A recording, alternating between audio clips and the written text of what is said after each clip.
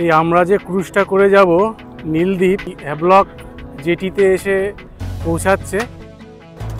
নীল সমুদ্রের জল, নীল আইল্যান্ডের দারুণ একটা ভিউ। এই দেখুন নীল আইল্যান্ডের ন্যাচারাল ব্রিজ।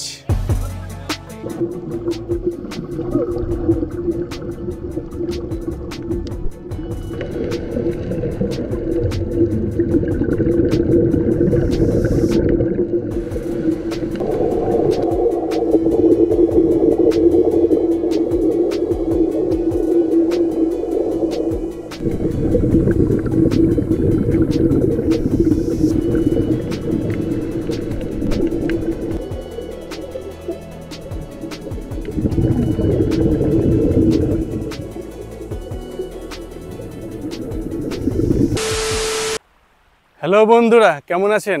আশা করি ভালো আছেন। আবারও স্বাগতম নতুন একটা আন্দামান ভ্রমণ সিরিজের গল্পে। আজকে ডে 5। আজকে আমি এখন আছি হ্যাভলকে। হ্যাভলক থেকে যাব নীলদ্বীপ। তা এই ভিডিওতে থাকছে হ্যাভলক থেকে নীলদ্বীপ কিভাবে যাওয়া যায়, কোথায় থাকছি, আর নীলদ্বীপে কি কি দেখার আছে, সমস্ত গল্প আপনাদের সাথে শেয়ার করব। ভিডিওটা দেখতে থাকুন, সঙ্গে থাকুন।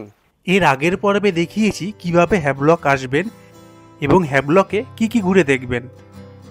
আন্দামান ভ্রমণের আগের পর্বগুলো যদি না দেখে থাকেন দেখে নিতে পারেন, লিঙ্কটা আমি এই ভিডিওর শেষে এবং ডেসক্রিপশান বক্সে দিয়ে দিলাম। এই হ্যাভলকের ডলফিন হোটেলে কমপ্লিমেন্টারি ব্রেকফাস্ট আছে। তা আমি রেস্টুরেন্টে যাচ্ছি, গিয়ে ব্রেকফাস্ট করে নিয়ে তারপরে নীলদ্বীপের দিকে রওনা দেব। এটা হচ্ছে রেস্টুরেন্ট, আর যেহেতু হোটেলের সাথে কমপ্লিমেন্টারি ব্রেকফাস্ট, এই ব্রেকফাস্টে দেখুন কী কী থাকছে।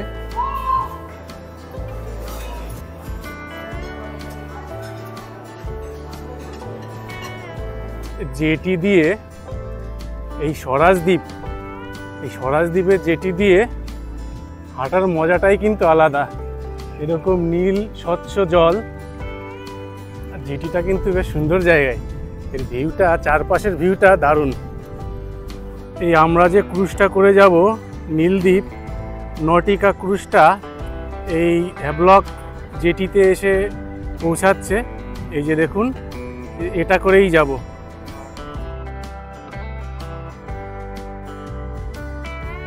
আপনারা আন্দামানে এসে যদি এই নটিকাতে ট্রাভেল করেন, অনলাইনে টিকিট কেটে রাখবেন।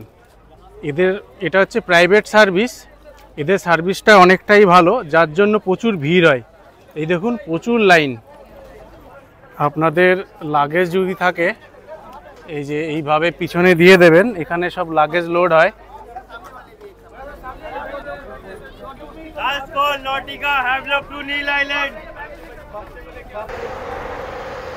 চলুন এবার উঠে পড়ি। এই ওঠার রাস্তাটা এরকম সিঁড়ি করা আছে, এরকম সিঁড়ি দিয়ে হেঁটে হেঁটে উঠে যেতে হবে। আর এইদিকে এই যে সব লাগেজ সেট হচ্ছে।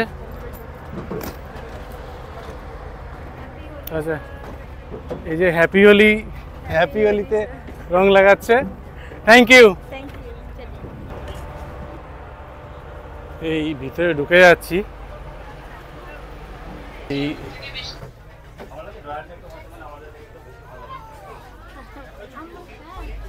এই দেখুন লাক্সারি ক্লাসে সিটিং অ্যারেঞ্জমেন্টটা কীরকম হয়। ডান দিকে 3টে, মাঝখানে 6টা, আর এই বাঁ দিকে 3টে। আর এই যে সামনাসামনি আছে সিঁড়ি, এই সিঁড়িটা দিয়ে আমি নামলাম উপর থেকে। এই আমাদের ফেরি থেকে এই দেখুন জেটিটা দেখা যাচ্ছে। এখনো ছাড়েনি, কিছুক্ষণের মধ্যে ছেড়ে দেবে।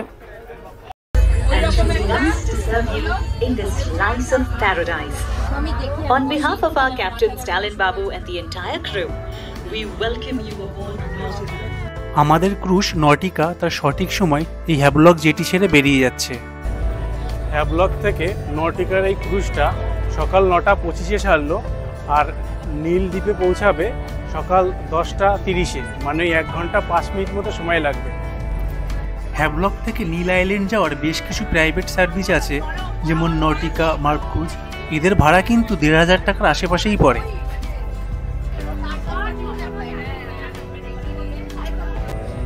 এই ক্রুজে কিন্তু আপনারা এরকম ফুড সার্ভিস এরা দেয়, আপনারা চাইলে আলাদা করে এদের কাছ থেকে কিনে নিতে পারেন। সামনে যে আইল্যান্ডটা দেখছেন এটাই হচ্ছে হ্যাভলকের আইল্যান্ড। এই হ্যাভলকের আইল্যান্ড আমরা ক্রস করছি।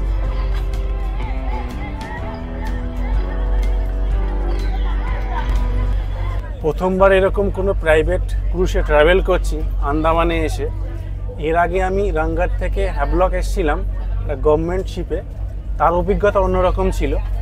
আর আজকে এই নটিকাতে যাচ্ছি হ্যাভলক থেকে নীলদ্বীপ, এর অভিজ্ঞতা অনেকটাই ভালো, কারণ এটা একটা প্রাইভেট সার্ভিস। অবশ্যই এদের ভাড়াটাও বেশি।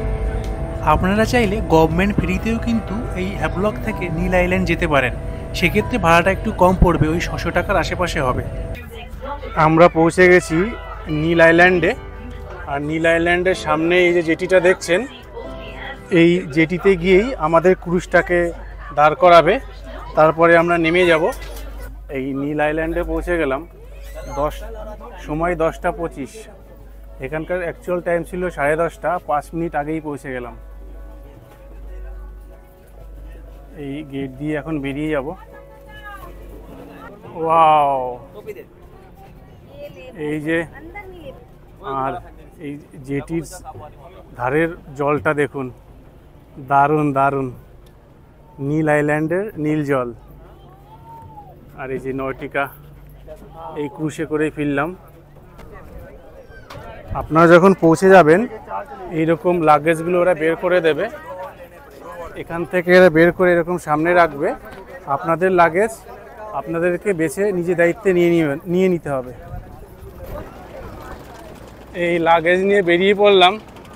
এই ডান দিকের জেটিটা দিয়ে যাচ্ছি, আর বাঁ দিকের জেটিটা দিয়ে যারা যাবে আর কি, মানে নীল আইল্যান্ড থেকে বেরিয়ে যাবে। আর ডান দিকে নীল সমুদ্র জল দেখুন, নীল সমুদ্রের জল নীল আইল্যান্ডের, দারুণ একটা ভিউ। এই নীল আইল্যান্ডে পৌঁছে প্রথম কাজ হবে হোটেলে যাওয়া। আগে হোটেলে যাই, তারপরে সাইট সিনে যাব। আন্দামানের নীল আইল্যান্ডে আমাদের থাকার ঠিকানা পাল পার্ক বিচ রিসর্ট। আর এই হোটেলের 6 নম্বর রিসর্টটাই আমাদের অ্যালার্ট করেছে। আজকের দিনে এই রুমেই থাকবো। এই রুমটা আমি আপনাদের একটু দেখিয়ে দিচ্ছি। এখানে বেডের সাইজটা দেখুন কতটা বড়, আরামসে একটা ফ্যামিলি সুন্দরভাবে থাকতে পারবে। আর এইদিকে যদি ঘুরে দেখাই, এইদিকে আছে আয়না, এইদিকে টিভি, এই যে আমার লাগেজগুলো সব রেখে দিয়েছি। রুমটা কিন্তু সাফিসিয়েন্ট আমার মতে, একটা ফ্যামিলির জন্য বেশ ভালোভাবেই থাকতে পারবে। ভালোই লাগলো। এই হোটেলের ব্যাক সাইডে খুব একটা সুন্দর সমুদ্র সৈকত আছে, দারুণ একটা ভিউ। আমি আপনাদের ওই জায়গাটায় নিয়ে যাচ্ছি, চলুন। এই হোটেলের এই রাস্তাটা শেষ হয়ে গেল। এই ধার দিয়ে এসে এই সমুদ্রকে বাঁ দিকে রেখে এই ডান দিকের এই রাস্তা দিয়ে, এই মেট্রো রাস্তা দিয়ে এই জঙ্গলের মধ্যে একটু সামান্য হেঁটে গেলেই নামতে পারবো, কারণ ওই জায়গাটা দিয়ে নামা যাচ্ছিল না। এই যে দেখুন প্রায় চলেই এসছি। এই আমাদের লোকজন এই যে দূরে অনেকেই নেমে গেছে। নেমে তো সেই অসাধারণ ভিউ, ওয়াও, দারুণ একটা ভিউ, দারুণ লাগছে। ওই দূরের নীল সমুদ্র, আর এখানকার জলটা কিন্তু যথেষ্ট পরিষ্কার, একদম কাচের মতো ক্লিয়ার।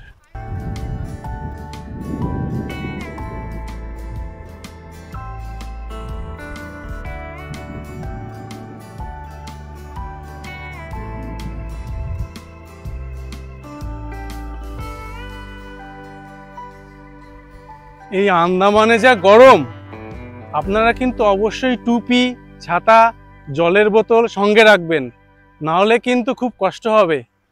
মারাত্মক গরম আছে কিন্তু। হোটেলে এসে ফ্রেশ হয়ে নিলাম, তারপরে এখন যাব বাইরে লাঞ্চ করতে। এই যে আমাদের গাড়ি চলে এসছে, এই গাড়িতে বাইরে গিয়ে লাঞ্চ করব, তারপরে যাব ন্যাচারাল ব্রিজ দেখতে। চলুন উঠে পড়ি।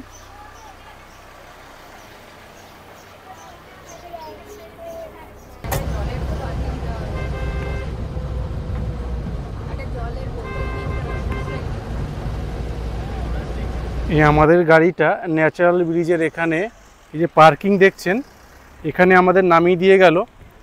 এই যে সোজা যে রাস্তাটা দেখছেন, এই দিকে চলে যাব ন্যাচারাল ব্রিজ দেখতে। এখানে ওঠার রাস্তাটা একদিকে এরকম ঢালু আছে আর ডান দিকে সিঁড়ি আছে, আপনার সুবিধা মতো আপনি যাবেন। আমি এই ঢালু রাস্তাতেই উঠছি। এই হলো ন্যাচারাল ব্রিজ, যেটা প্রাকৃতিকভাবে তৈরি হয়েছিল এই ব্রিজটা। আর এখানটায় আপনাকে আসতে গেলে কিভাবে এসছে সেই রাস্তাটা আপনাকে দেখাচ্ছি। রাস্তাটা একটু দুর্গম আছে। এই দেখুন, এই যে লোকগুলো হেঁটে যাচ্ছে, এই এতটা রাস্তা আপনাকে ওই সিঁড়ি দিয়ে নেমে এসে আপনাকে আসতে হবে। ওই যে দূরে লোকগুলো আসছে, ওই দেখুন, ওখান থেকে আপনাকে হেঁটে এই এতটা রাস্তা আপনাকে আসতে হবে। আসার পরে আপনি এরকম একটা ন্যাচারাল ব্রিজ দেখতে পাবেন, যেটা প্রাকৃতিকভাবে তৈরি হয়েছে। নিচটা দিয়ে ফাঁকা, উপরটা দেখতে ব্রিজের মতো। এই দেখুন নীল আইল্যান্ডের ন্যাচারাল ব্রিজ।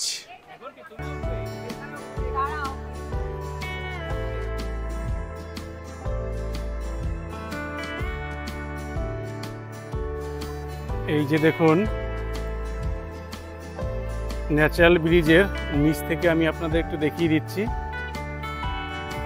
এই দেখুন কত মাছ। এখানে আসলে এরকম ছোট ছোট জায়গায় জল জমে আছে, আর সেই জলের মধ্যে এরকম প্রচুর মাছ দেখা যাচ্ছে। কি দারুণ দেখতে বলুন। এবার চলুন ওই ছোট ব্রিজটার দিকে যাওয়া যাক। এই যাওয়ার রাস্তাটা এইরকম, একটু দুর্গম আছে। বয়স্ক লোক হলে একটু সমস্যা তো আছেই, কারণ এরকম এবড়ো খেবড়ো রাস্তা। আর দেখুন জলটা কিন্তু একটু এগিয়ে এসছে, মানে জোয়ারের সময় জল এগিয়ে আসবে অনেকটাই, আর জোয়ারের সময় এই সব জায়গা আসা যায় না। এই একটা ন্যাচারাল ব্রিজ, আর ওই দূরে একটা ন্যাচারাল ব্রিজ। অনেকটা হেঁটে আসলাম, আর এই যে সমুদ্র, এই জলটা অনেকটাই কাছে চলে এসছে।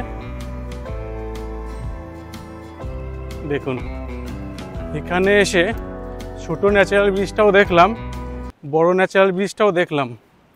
এখানে এসে দুটো ন্যাচারাল ব্রিজই দেখলাম। আপনাদের কেমন লাগলো কমেন্ট করে কিন্তু জানাবেন। গুড মর্নিং বন্ধুরা, এখন সময় সকাল 5টা। আমি আছি হোটেলে। 5টা 15-ই আমাদের গাড়ি আসবে, যাব স্কুবা ডাইভ করতে ভরতপুর সমুদ্র সৈকতে। এই স্কুবা ডাইভ করাটা আমার অনেক দিনের স্বপ্ন ছিল, আজকে এই স্বপ্ন পূর্ণ হতে চলেছে। কি কি ফর্মালিটিস আছে, কত খরচ, সমস্ত তথ্য থাকছে এই ভিডিওতে। এই ভরতপুর বিচের আমরা এই দিকটা দিয়ে আসলাম, এখন 5:30 বাজে পৌঁছে গেলাম। আর এই দিকটা আছে চেঞ্জিং রুমে, যে ডান দিকে 20 টাকা করে নেয় যদি চেঞ্জ করতে হয়, আপনারা ইউজ করতে পারেন। আর বিচটা আছে এই সোজাসুজি, এই যে আমাদের গাড়িটা দাঁড়িয়ে আছে। এখন দাঁড়িয়ে আছি ভরতপুর সমুদ্র সৈকতে। এখন এই যে সানরাইজ হলো জাস্ট কিছুক্ষণ আগেই, সূর্যের আলোটা বেশ সুন্দর লাগছে।